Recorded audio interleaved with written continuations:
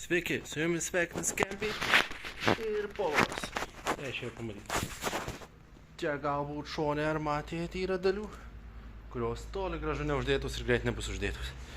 Taigi, triukšmas lauke, kaip standartas. Kaip matote, jau sugrįžo, jau su lankais.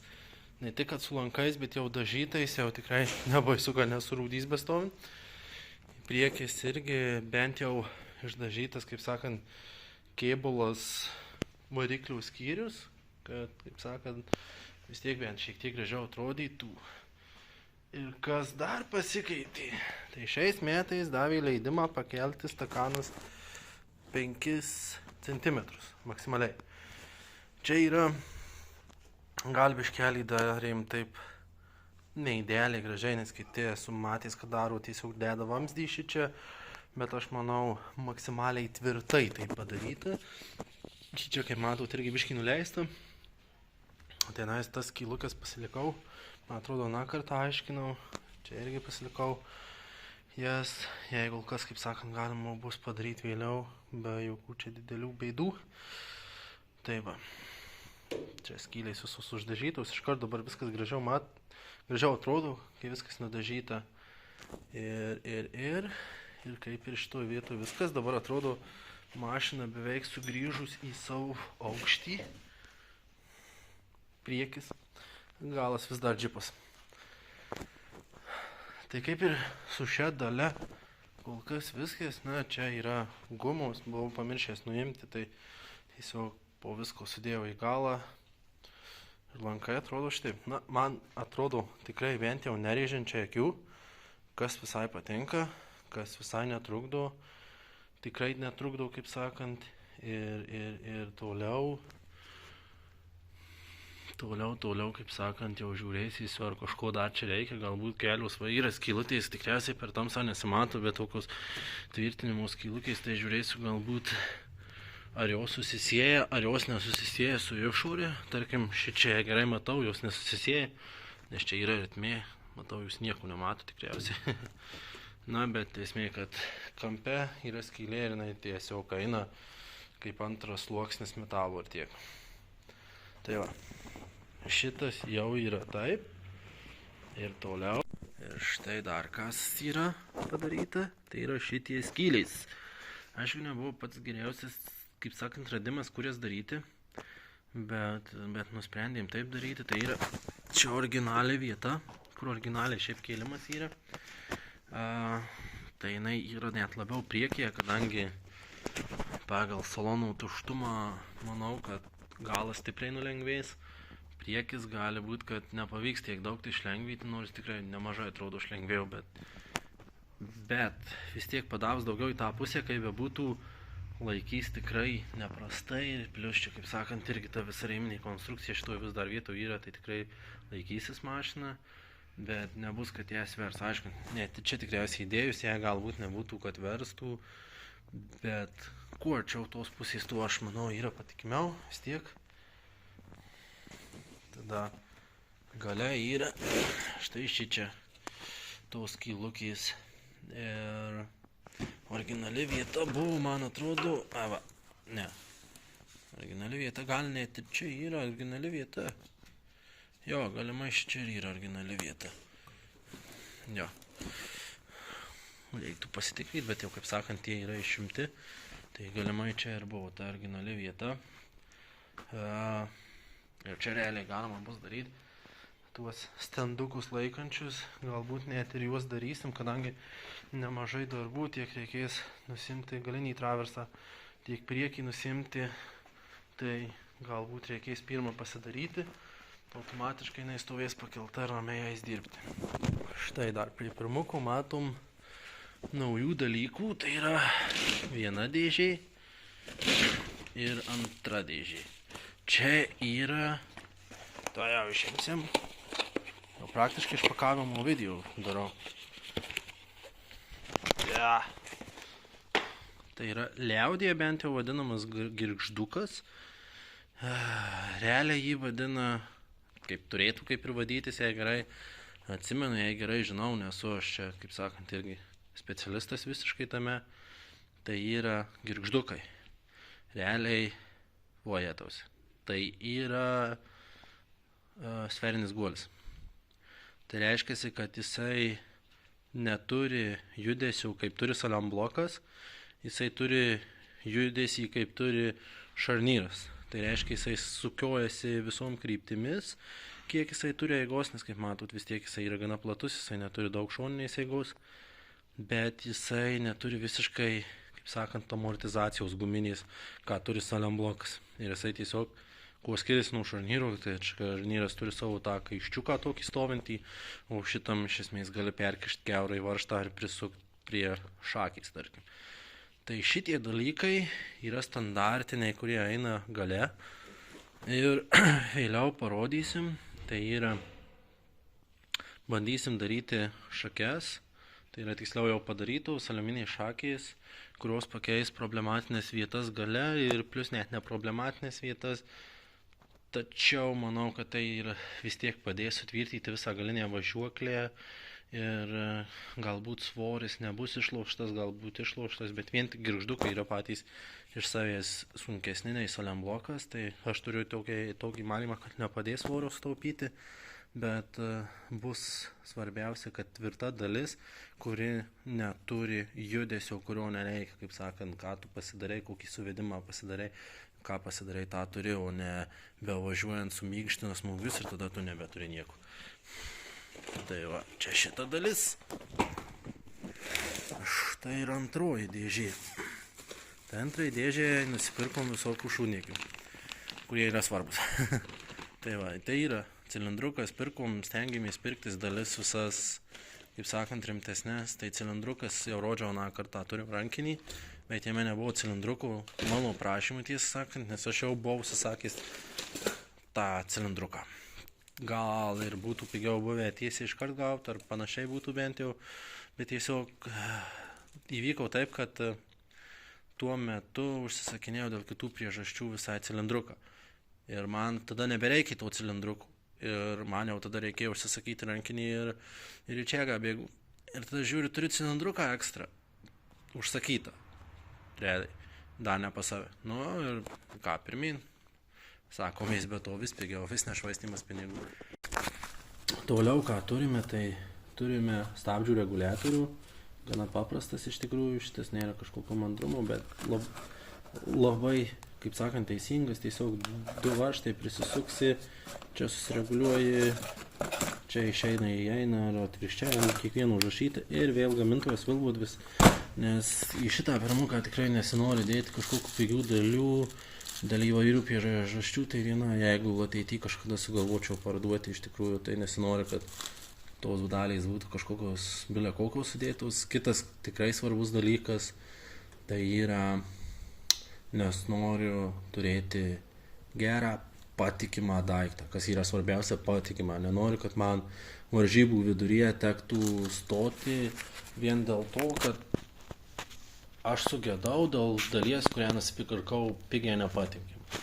Taip, yra dalių, kurios yra, sakykime, pigesnės, tarkim, už Vilbudą. Ir žinau vienus, kurie turi tikrai gerus gaminius ir yra pigesni.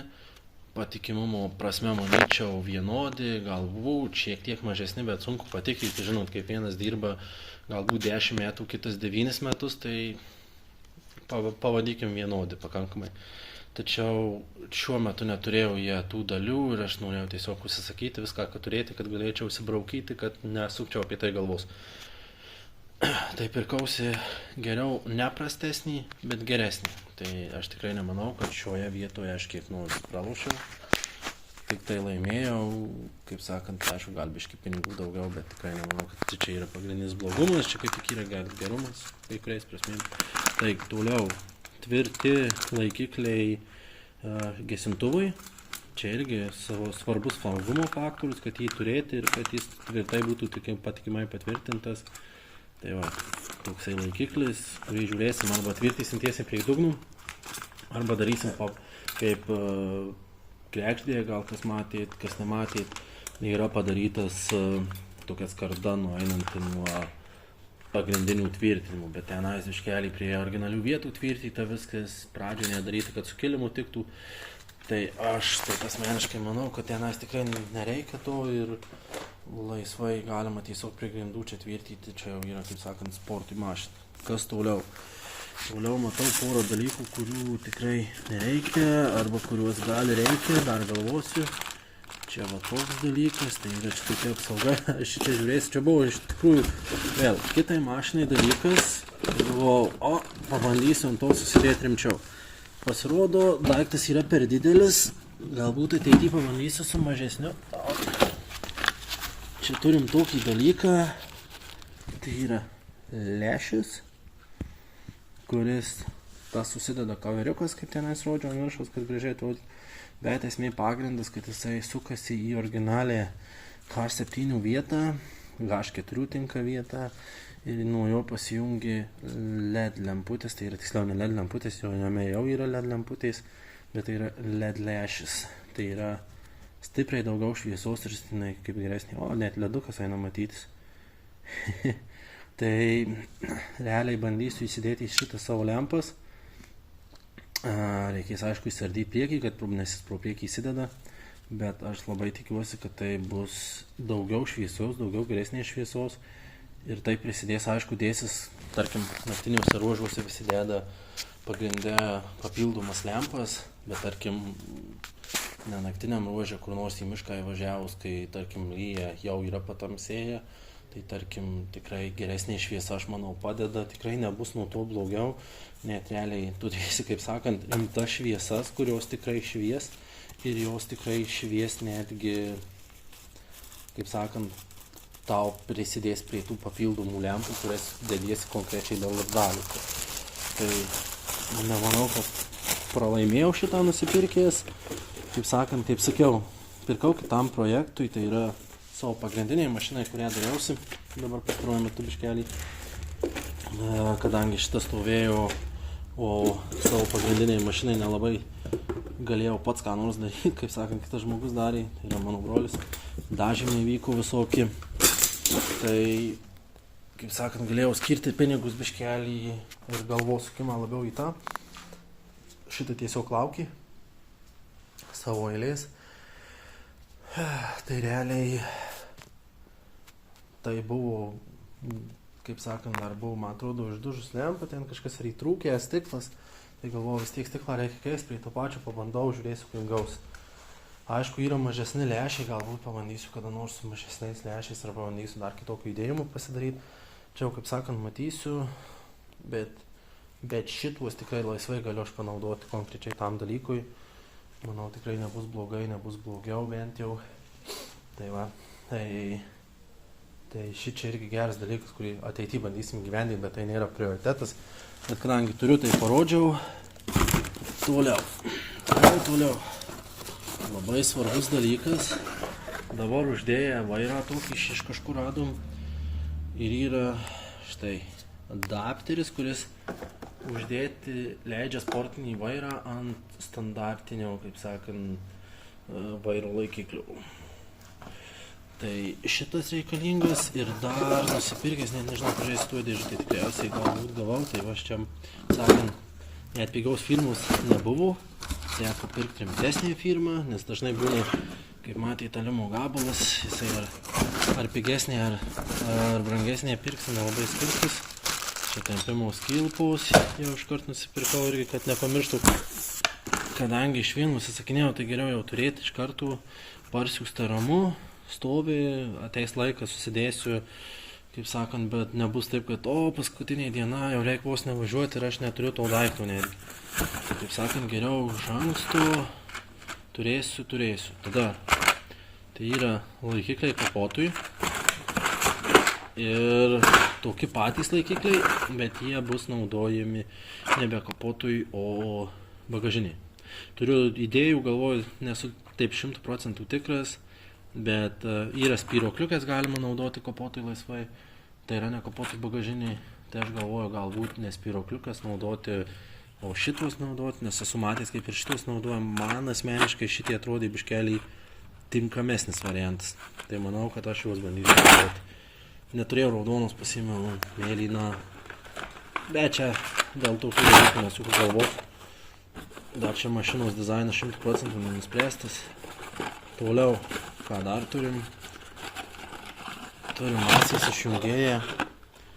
Kiek mačiau, jau yra prirašyta, kad būtinas dalykas, jeigu nemačiau. Atrodo, FIOS aprūvas, čia kiek jau bent rašė. Tai tikiuosi taip ir yra. Reikės kažkada susidėti, kai elektrą dėsim. Toliau. Šitas. Va, čia ir prie vairo stebuliai svarbus dalykas. Čia yra nuimama vairo jungtis. Tik tais. Pagal milimetrus rašė, kad jinai mažesnė. Nes yra dviejų tipų. Šitą man labiau patiko, nes jinai biškai kitokio tipų. Nes jinai yra, gal čia matysis. Arba reikia įsišaldyti tiesiog, palaukite. Dvi dalys. Čia matot, yra tokie šlicukai. Man atrodo, net bijau sumeluoti, bet ją kaip ir rekomenduoju. Tvirtinimas tai jo tik tai šitie guoliukai, bet kad nenukristų, kad neišsitrauktų, bet pats sukiojimo mechanizmas yra šlicukai, kas yra teoriškai, jeigu nėra braukauna ir prastai iš šitų važiagų padaryta, turėtų teoriškai laikytis. Na, ar sudėta. Ir kai turėsim vairo dar specialiai nepirkau, nes norėsiu pasimatuoti bent jau plius minus, kai užsidėsiu stebulę, kur prieš tai matyt, tada užsidedu šitą, nes tikras, kurią pusę, bet manau šitą pusę. Užsidedu pažiūrėti, kiek vairas išeina atgal ir žiūrėti, kokio vairo išnešimų reikia. Labai spėju, kad reikės mažo. O kodėl dėjau? Nes kaip matot, ir šičia yra įlipimui labai maža erdvė. Siūlė šiek tiek kitaip daryti šitą apatinį, bet aš nusprendžiau šitą standartinį. Man labiau patiko šitą idėją. Tai trūksta biškelį vietos.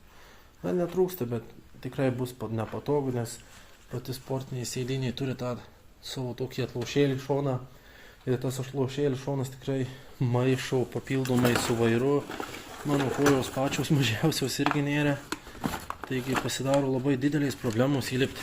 Tai aš toksai linkęs pasidaryti, kad, tarkim, įvyks toksai atvejis, kad bus kažkokia situacija, reikės greitai iššokti automobilį, pamiršim, nepažiūrėsim laiko ar dar kažkas ir tada skubėsim. Ir prasidės bėdos tada, kaip iššokti, kaip įkišti ir panašiai ranką ar visą kitą. O šičia bus jisai pakavytas greičiausiai ant tenais, ant to bus kabliuką, mačiau, kad yra pasidarytų kaip prisukami. Tai tenais vairą tik tai nusikabinai, užmovei, realiai pagavai, kur kampas jo yra, jis iššoko pilnai ir važiuoja, viskas ramu. Ir tau iššokimas yra žymiai palengvė, nes šitą paranką visą nesimaišau žemyn į kojas. Tai jo, toliau ką mes turim. Dar nusipirkau šitą daiktą, nežinau, naudosiu, nenaudosiu, šiaip reikės naudoti tikriausiai, nes biškeliai nestandartiniai, kaip sakant, nestandartinis motoras, nestandartiniai parendimų kartais reikalauja. Tai čia yra kuros slėgio reguliatorius, kol kas nėra labai brangus, bet nėra ir pigus, specialiai tokį pirkau vidutinį, sakė, bent jau tam žmogui, kuris man pardavė, sakė, nesiskundžia, bet čia žinau, kaip sakant, pamatysim tai, kaip sakant, vėliau ties testais, ties ilgesnių pasivažinėjimų. Tikiuosi neiškils problemų, bet išbandyti, manau, verta. Na, bent jau pardavėjas pasakė neprastą atsiliepimą. Pasitikėsim šį kartą juo, jeigu negalėsim bandyti kažką standartiškesnio dėti. Bet nenoriu įsivelti į tuos bairius, kai būna, kad standartinis ne visai atitinka to, ko tau reikia. Nes ten yra skirtingi reilai, skirtingi viskas, paskui vos ne per šotą reikia ieško dalių, o šičia, jeigu kas, tiesiog pasimsiu brangesnę detalę ar turėsiu. Ką dar naujieną gavau? Nekreipkite iš tą dėmesį šiukšlinėlį. Tai va, čia yra vairo kolonėlė. Jinai yra pilnai restauruota. Šitas, kur jau pradedu tik įtarą. Viskas gerai. Kad nereikėtų vėl restauruoti, nes aš tiesą sakant, jos dar nemačiau niekada. Bet esmė, kad jos pasukomis yra mažesnį žymiai negu standartų, tai reiškia, kad mums reikės mažiau vairą pasukti, kad jis suvažiuotų pirmin gal pilnai.